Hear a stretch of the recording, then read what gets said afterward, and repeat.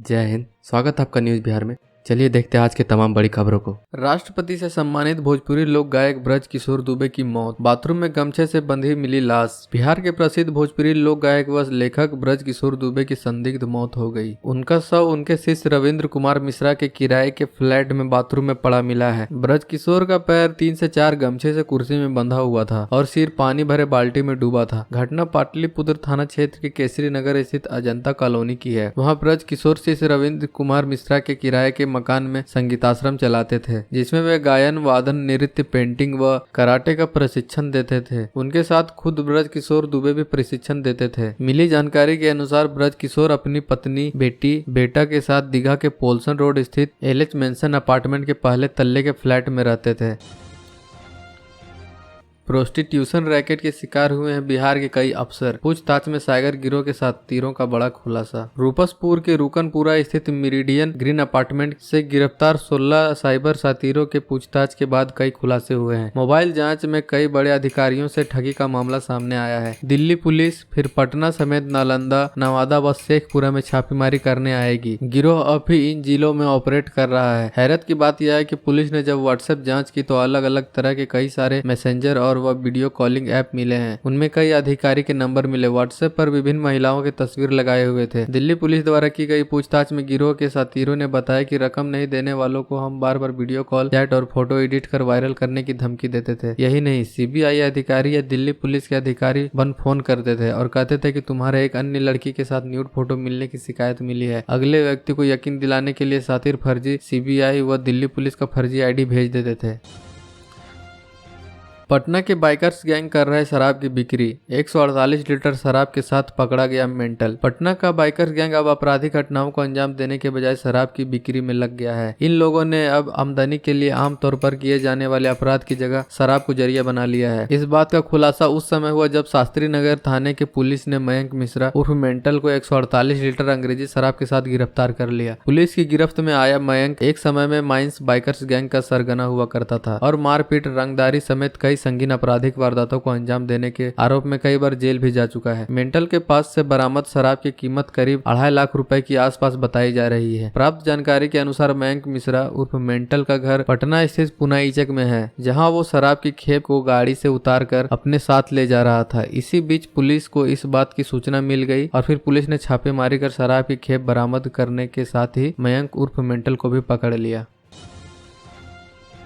BOB के 2 पूर्व पदाधिकारी गिरफ्तार, मास्टरमाइंड अब भी फरार। बिहार के बहुचर्चित सृजन घोटाला मामले में सीबीआई ने बैंक ऑफ बड़ौदा के 2 पूर्व पदाधिकारी को गिरफ्तार कर लिया। दोनों की गिरफ्तारी कोलकाता से हुई है। गिरफ्तारी के बाद दोनों अफसरों शंकर प्रसाद दास व अर्जुन दास को पटना सीबीआई की विशेष अदालत में सोमवार को पेश किया गया, जहाँ से उन्हें 18 नवम्बर तक के लिए न्यायिक हिरासत में जेल भेज दिया गया। मामला 2017 में सीबीआई द्वारा दर्ज किए गए RC 14A से संबंधित है, जिसमें दोनों फरार चल रहे थे। दोनों की तलाश सीबीआई की टीम सरगर्मी से कर रही थी। तकनीकी निगरानी में दोनों का लोकेशन कलकत्ता में मिल रहा था। सीबीआई की टीम का नेतृत्व योगेंद्र शेरावत कर रहे थे। करोड़ों रुपए के गबन के उक्त मामले में सीबीआई ने भागलपुर के तत्कालीन डीएम केपी रमैया समेत 23 के खिलाफ 18 मार्च 2020 को आरोप पत्र दाखिल किया था। इनमें रमैया समेत 9 के खिलाफ कोर्ट में गिरफ्तारी का वारंट जारी किया गया था। इन्हीं में से 2 को सीबीआई ने गिरफ्तार कर लिया। भोजपुर के डीएम ने किया head of the criminal administration की शक्ति का प्रयोग, पुलिस मुख्यालय में खलबली। भोजपुर के डीएम ने माना है कि जिले में अपराध की घटनाएं बढ़ी हैं। आम जनों में भय और असुरक्षा का माहौल बनता जा रहा है। पुलिस और प्रशासन के अधिकारी अपने दायित्वों का सही ढंग से निर्वहन नहीं कर रहे हैं। डीएम राजकुमार ने एसडीओ और एसडीपीओ के नाम जारी इस पत्र से पुलिस प्रशासनिक महकमे में खलबली मच गई है। भोजपुर में पिछले 12 दिनों में हत्या की 10 घटनाएं हुई हैं। डीएम ने लापरवाह अधिकारियों के खिलाफ कड़ी चेतावनी भी दी है। इधर पुलिस मुख्यालय में डीईजी मुख्यालय ने भोजपुर के डीएम के पत्र पर कहा कि जिले में पुलिस लगातार सक्रिय है और कार्रवाई की जा रही है। वहीं बिहार में अरसे बाद किसी आईएएस ने डीएम को head of the criminal administration के तहत मिली शक्ति का इस्तेमाल किया है। इससे पुलिस मुख्यालय अवाक है। कुछ आईपीएस अफसर इसे पुलिस के कार्य क्षेत्र में नौकरशाही की घुसपैठ के रूप में भी देख रहे हैं। कोलकाता सामूहिक दुष्कर्म के 2 आरोपित भागकर आए भागलपुर। बर्थडे पार्टी में ड्रग्स देकर युवती को बनाया शिकार। कोलकाता स्थित विधान नगर सिटी पुलिस क्षेत्र अंतर्गत राजरहाट थाना क्षेत्र स्थित वैदिक विलेज नामक रिजॉर्ट में हुई सामूहिक दुष्कर्म का मामला ठंडा होता नहीं दिख रहा है। मिली जानकारी के अनुसार मामले में कोलकाता पुलिस लगातार अपनी जाँच का दायरा बढ़ा रही है। मामले का तार बिहार के भागलपुर से जुड़ने और भागलपुर निवासी 3 अभियुक्त योगेंद्र मिश्रा, ऋषि कुमार व माधव अग्रवाल सहित पूर्णिया निवासी शुभम पालीवाल की गिरफ्तारी के बाद पुलिस के रडार पर घटनास्थल पर मौजूद कुछ अन्य युवक भी हैं, जिनकी तलाश की जा रही है। बता दें कि विगत शनिवार को हुई गिरफ्तारी के बाद विधान नगर पुलिस ने गिरफ्तार अभियुक्तों को रिमांड पर लेने की अर्जी कोर्ट में दी थी, जिसे स्वीकृति दे दी गई है। रिमांड पर लिए गए अभियुक्तों ने पूछताछ के क्रम में कुछ अन्य युवकों का नाम भी बताया है। पुलिस को यह भी जानकारी दी गई है कि उक्त घटना के बाद घटनास्थल पर भागलपुर निवासी 2 अन्य अभियुक्त रातों रात कोलकाता छोड़कर भागलपुर पहुंचे थे। मामला प्रकाश में आने के बाद भागलपुर पहुंचे युवकों ने भी यहां अपना ठिकाना बदल लिया है। बिहार के 4.5 लाख किसानों को अगले 3 साल में मिलेगा बिजली कनेक्शन, हर खेत तक पहुंचेगा पानी। बिहार के हर खेत तक पानी पहुंचाने के राज्य सरकार के निश्चय पार्ट 2 के तहत Bihar state power holding company अगले 3 साल में राज्य के 4.5 लाख किसानों को कृषि बिजली कनेक्शन देगी। इससे किसानों को डीजल पंप से छुटकारा मिलेगा, साथ ही उनके आय में भी वृद्धि होगी। डीजल चालित पंपों के स्थान पर विद्युत चालित पंपों का आवंटन करने में सबसे करीब 15% खर्च कम होगा। बिजली कंपनियों ने इससे संबंधित तैयारी पूरी कर ली है। कंपनी के निश्चय पार्ट 1 के तहत 2,79,125 किसानों को कनेक्शन दिया था। अधिकारियों के मुताबिक बीते 7 वर्षों में किसानों को बिजली मुहैया कराने की रफ्तार में तेजी आई है। वर्ष 2016-17 में जहां 84,023 किसानों को कनेक्शन दिए गए थे, वहीं जुलाई 2022 तक 3,30,207 किसानों को विद्युत कनेक्शन दिए गए हैं। बिहार सरकार के साथ निश्चय पार्ट 2 के तहत हर खेत तक सिंचाई का पानी उपलब्ध कराया जाना है।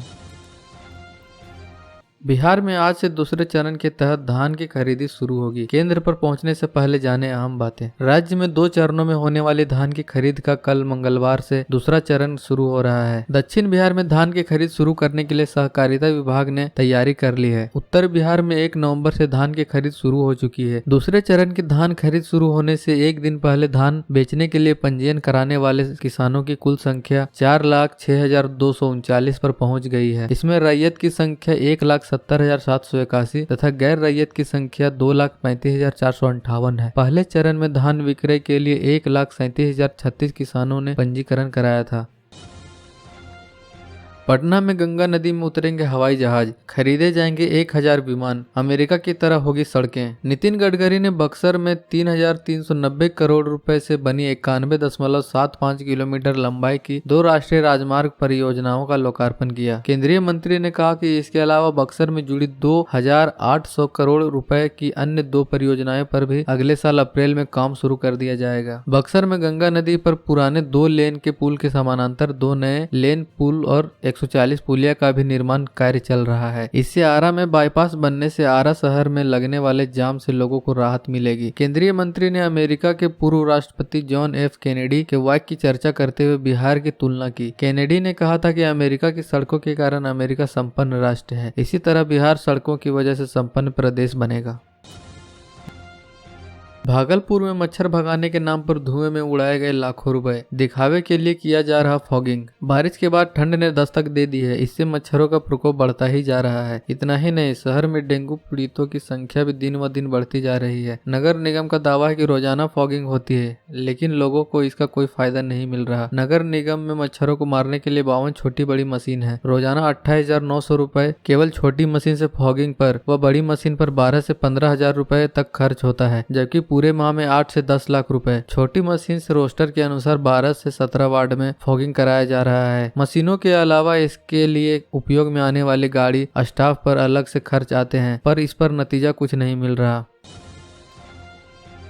भागलपुर में ग्रामीण एसपी सहित ट्रैफिक, साइबर व डीएसपी का पद है खाली, थानाध्यक्षों के स्थानांतरण की चर्चा तेज। भागलपुर इन दिन वरीय से लेकर कनीय पदाधिकारियों की कमी से जूझ रहा है, जहां एसपी रैंक से लेकर इंस्पेक्टर रैंक के अधिकारियों व पदाधिकारियों की पद रिक्त है। उल्लेखनीय है कि 2 माह पूर्व ही सितंबर माह में गृह विभाग के आदेश पर भागलपुर पुलिस जिला में ग्रामीण एसपी व साइबर डीएसपी का पद सृजित किया गया था। इसके अलावा नवगछिया एएसपी के पद का भी सृजन किया गया था, पर पदों के सृजन के 2 माह बाद ही अब तक उन पर पुलिस अधिकारियों की पोस्टिंग नहीं की गई। वहीं भागलपुर पुलिस जिला के पिछले 2 वर्षों से ट्रैफिक डीएसपी का पद भी प्रभार में ही चल रहा है। तत्कालीन ट्रैफिक डीएसपी आरके झा के सेवानिवृत्ति के बाद अब तक पुलिस मुख्यालय की ओर से उक्त पद पर किसी भी पदाधिकारी की पोस्टिंग नहीं की गई है। वर्तमान में डीएसपी हेडक्वार्टर 1 प्रकाश कुमार को ट्रैफिक डीएसपी का अतिरिक्त प्रभार दिया गया है।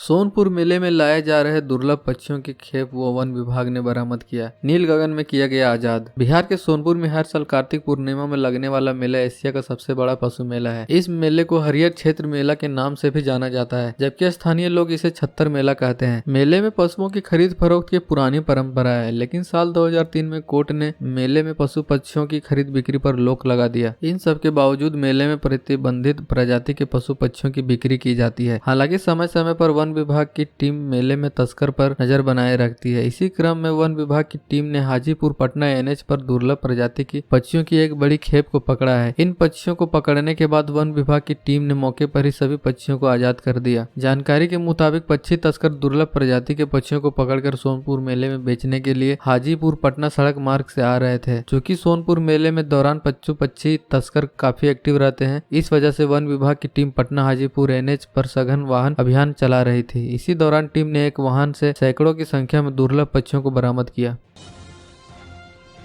हाजीपुर पुलिस ने पूर्वांचल एक्सप्रेस से दुर्लभ प्रजाति के कछुओं को किया बरामद। विदेशों में है भारी डिमांड। बिहार के हाजीपुर में जिला रेल पुलिस ने दुर्लभ प्रजाति के कछुओं को बरामद किया है। पुलिस ने कुल 30 कछुओं को गोरखपुर से कोलकाता जाने वाली पूर्वांचल एक्सप्रेस से बरामद किया है। जानकारी के मुताबिक बरामद कछुओं की कीमत अंतर्राष्ट्रीय बाजार में लाखों रुपए बताई जा रही है। जानकारी के मुताबिक Hajipur rail police Purvanchal express ने शराब तस्करी की सूचना पर सघन छापेमारी अभियान चला रही थी। इसी दौरान जब टीम ट्रेन की जनरल बोगी के शौचालय के पास पहुंची तो टीम को ट्रेन के शौचालय की बोगी में लावारिस अवस्था में पड़ा एक बोरा मिला। बोरे में हलचल हो रही थी। इसके बाद जब पुलिस ने बोरे को खोलकर देखा तो बोरे के अंदर से दुर्लभ प्रजाति के 30 कछुआ मिला। मामले को लेकर हाजीपुर वन विभाग के अधिकारी आरती कुमारी ने बताया कि रेल पुलिस ने हम लोगों को बरामद कछुआ के बारे में सूचना दी थी। सभी कछुआ बेहद ही दुर्लभ प्रजाति के हैं, जिनकी कीमत अंतर्राष्ट्रीय बाजार में काफी ज्यादा होती है। सभी कछुआ के सुरक्षित स्थान पर रखा गया है। कछुओं को जल्द ही भागलपुर वन विभाग को सौंप दिया जाएगा।